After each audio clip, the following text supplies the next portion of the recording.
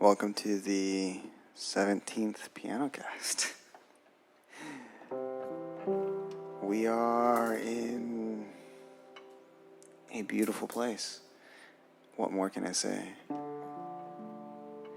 And I am speechless for how grateful I am for this experience, for this whole thing. Furnished this place, I got this place, and part of this place, I'm taking advantage to do these. And it's beautiful. I'm trying to be quiet with this piano, but I'm having a hard time doing that with this. There's like no middle ground with it.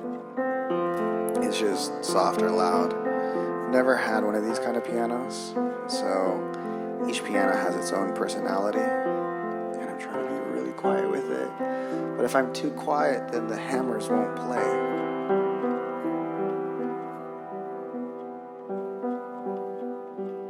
Some of them, at least.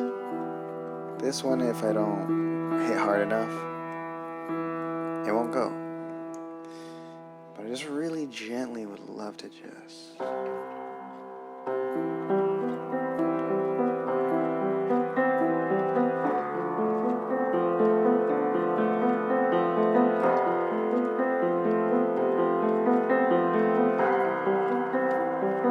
just like that.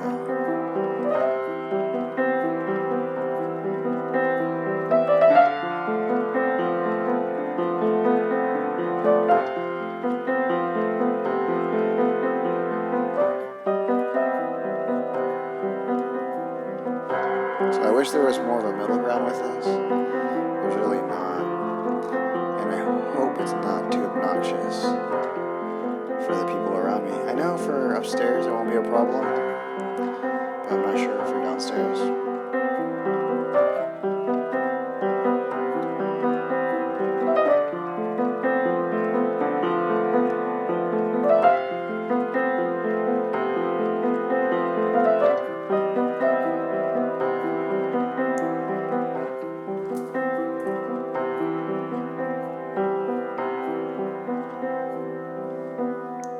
So welcome to a whole new level of doing these. And like I said, I'm speechless for myself, for this whole thing, how I became and how it's becoming and what is of this place. And part of that is that jumping forward, jumping into the faith, jumping into things that show up into your world, because how I see it is that if this opportunity wasn't for me, if I didn't have to be 100% ready for it, there's no middle to this piano. I'm playing notes and it's not playing. But to play them, it becomes too loud. I truly believe that it doesn't mean that you have to be 100% ready for the opportunity. But there's God has his own qualifications on what ready means. And once you pass that threshold,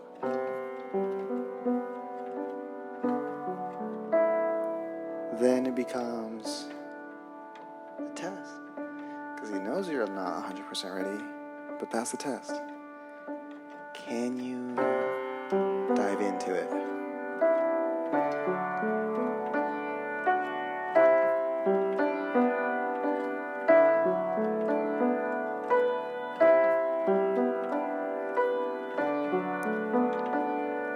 And many of us, if it's new to us, can be scary. But it's one of those things in life that the more you dive into the things that you think you aren't ready for, but they show up in your world, like I said, I don't think an opportunity would show up into your world if it wasn't meant for you to pursue. Even if you were supposed to fail at it, that failure teaches you how to better fail at other things.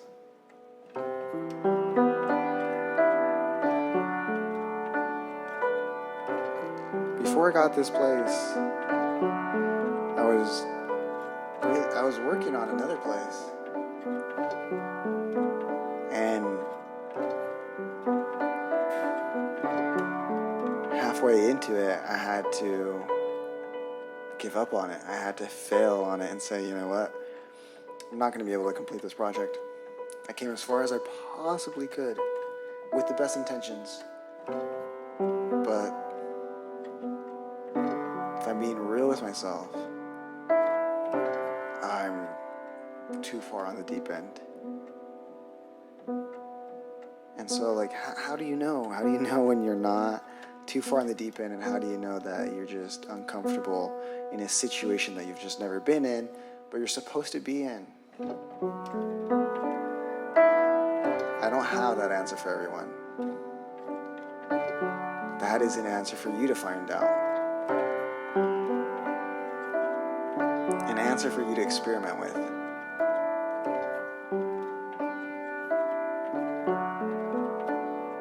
But I had to give up that last project, and once this project showed up, I knew part of me was in over my head with it. But then the other part of me knew that I would be more prepared to make this whole thing happen way better than the other project. So I dove in.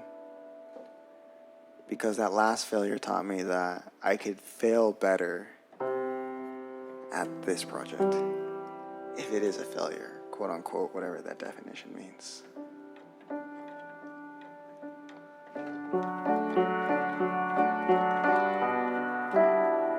I love that you can hear the hammers. That is the nice thing about this one. Even with the last piano. With this one especially more. I have it naked up here and it's really nice.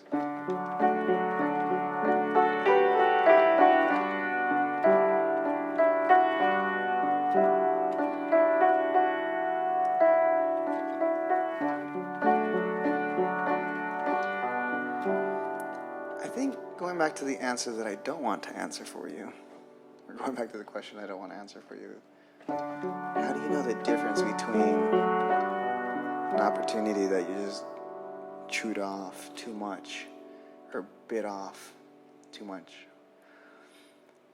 more than you can chew, versus a situation that is gonna still be a big bite but you can chew on? I think as you pursue each one fully, one has more synchronicities than the other. If synchronicities is a thing that shows up in your life.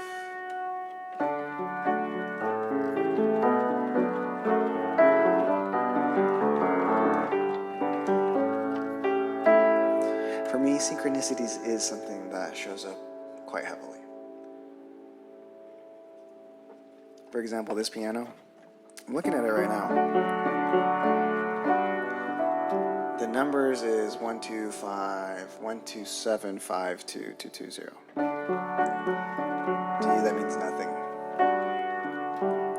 To me, I've built a whole language around the sequence of what that number is to me. I didn't know that this piano had that sequence when I bought it. And yet, when I opened it up and pretty much made it naked, and I saw that sequence, it becomes that whole thing of like, how much of this is coincidence and how much of it is synchronicity? How much of it is serendipity? Because for a combination of 7 numbers to be so precise to something that you've built meaning around,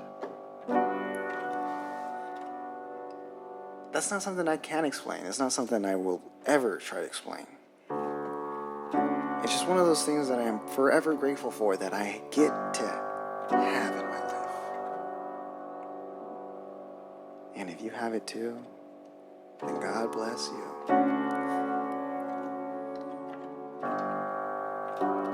Because it's so beautiful to have a dialogue with your higher self or whatever higher power you want to label. People are funny about labels. but whatever label you want to have with it.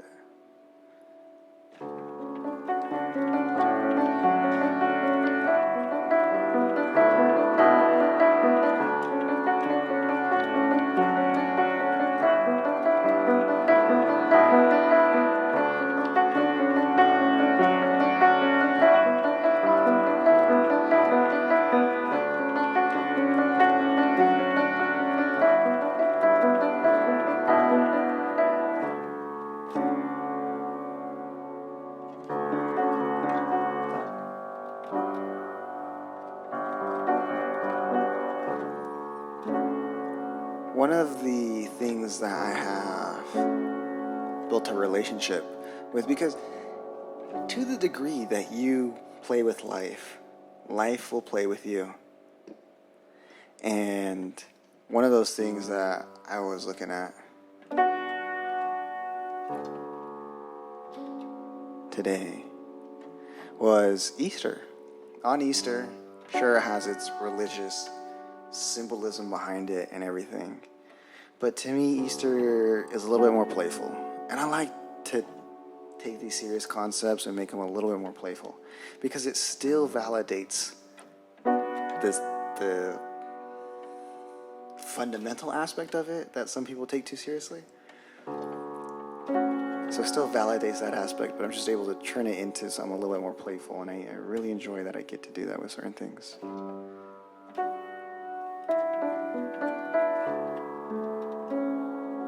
At Easter, when we were kids, if you had the experience, your parents, your kindergarten teacher, your whoever gave you the experience, if you got the experience, of looking for little Easter eggs.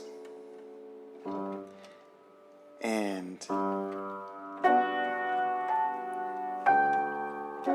sometimes it was chocolate, and other times it was other things. And as I got older, my parents would put money, my mom,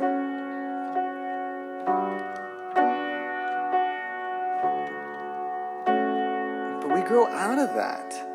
When we're adults, we're not searching for eggs for chocolate, or even a couple cents. And to the people that are doing that as adults, rock on.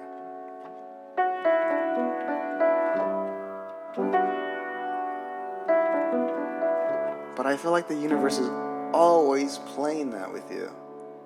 It is always hiding Easter eggs. If you choose to go search, if you choose to embark the journey. And I feel like with the journeys that you have that are the most unknown journeys are where you get to find the most Easter eggs that were laid out for you. I'm still furnishing this place. As I'm furnishing this place, there's a lot of things that I brought with me, but there's a lot of things that I didn't. And I just said, when I'm there, I'll figure it out. And as I'm figuring it out, I'm just having these beautiful experiences of just finding Easter eggs. Like, for example, my couch. I was just very particular on, like, it just can't be a regular couch, and no, it's not supposed to be super crazy and fancy. But it just has to catch my eye. The same way when you find an egg hidden in a bush and you're like, oh, there it is. That same experience is how I like to find a lot of things that I look for when in terms of like decor. Or better yet, when I have that experience, I know I have found something special. So I'm going to look at it a little deeper. And the couch experience was that.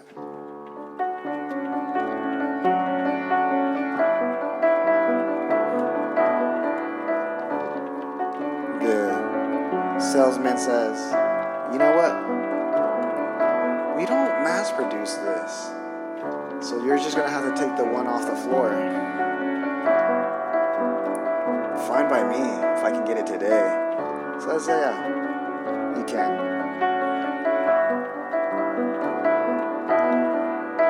I'll take it. I now know I have one of the only couches.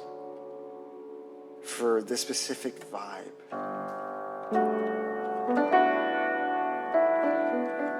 And that is so beautiful to me.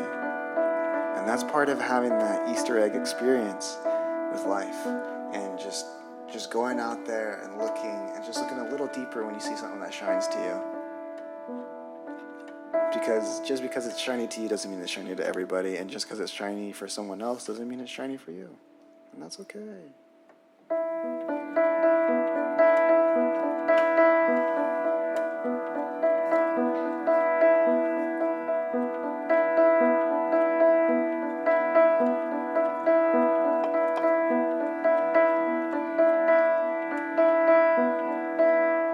This whole trip has been beautiful.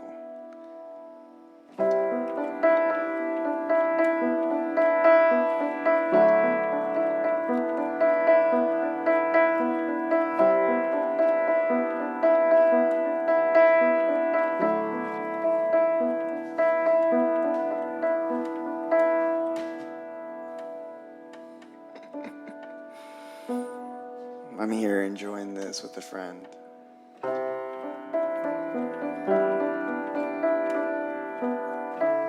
And friends are also an Easter egg when you find just a great person to be around.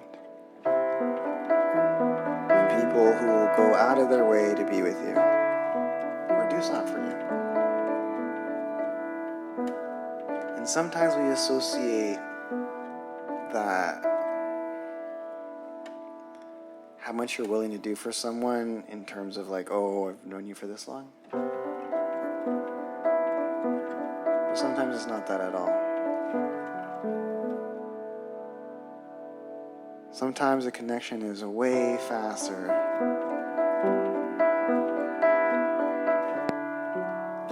than what you're normally used to experiencing. And when things are moving fast, you also got to move fast too. Not just with relationships, but opportunities as well. Wealth favors those who are speedy, as King Solomon would say.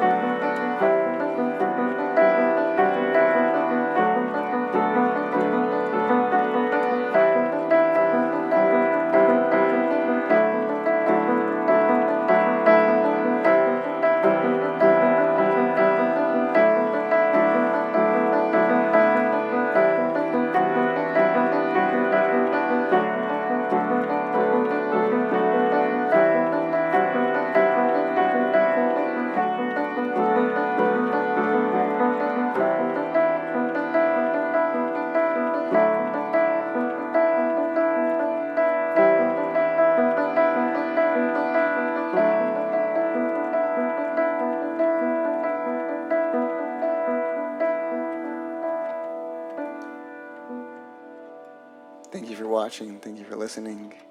I'm excited to create more content from this place. It's just a beautiful energy to it, and it wouldn't have manifested if I wasn't ready for it. And even if I thought I wasn't ready for it, I think the leap of faith, the quantum leap of going into a project that you're like, you know what? It wouldn't have shown up if it wasn't for something to improve who I am or where I'm going. And I hope you, whoever's watching this, take more of those quantum leaps and build the plane as you're trying to figure it out, so to speak. But one thing that I've appreciated, and let me finish with this, and I'll go back to this little gem, is when you find someone good at something. For example, like the person who introduced me to this opportunity, they're really good at bigger picture. And as an artist, I'm able to see big picture as well.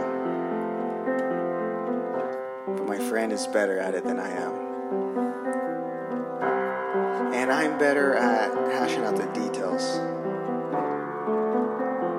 So I'll let my friend inspire me with the bigger picture while I hash out all the details to that bigger picture.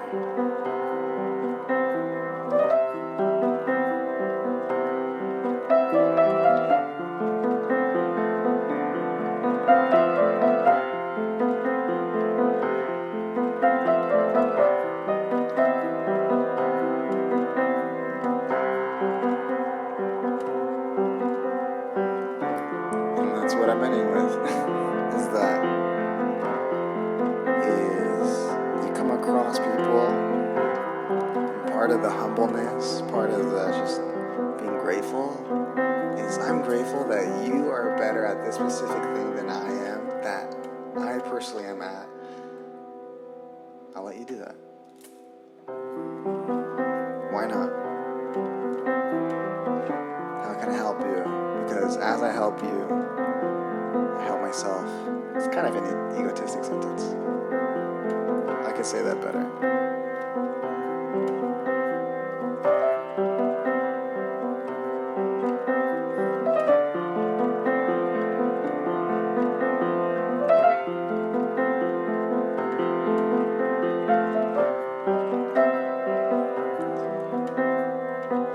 Regardless, thank you for watching. Like, subscribe, whatever you feel the proper appreciation is for you. Appreciate everyone who shares this with their friends.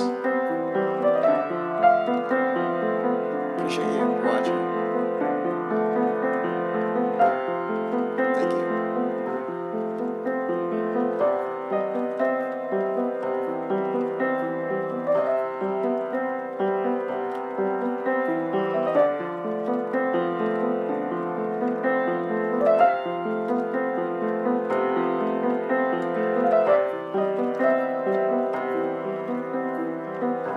Hope you have a good night, a good day, whatever time that you're watching this at.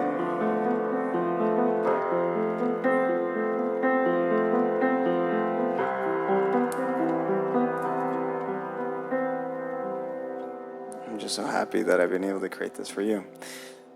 For me to be able to listen to it. And if you decide to listen to it as well, all the way through, once again, obrigado, valeu, shukra, toda, arigato gozuma, gracias.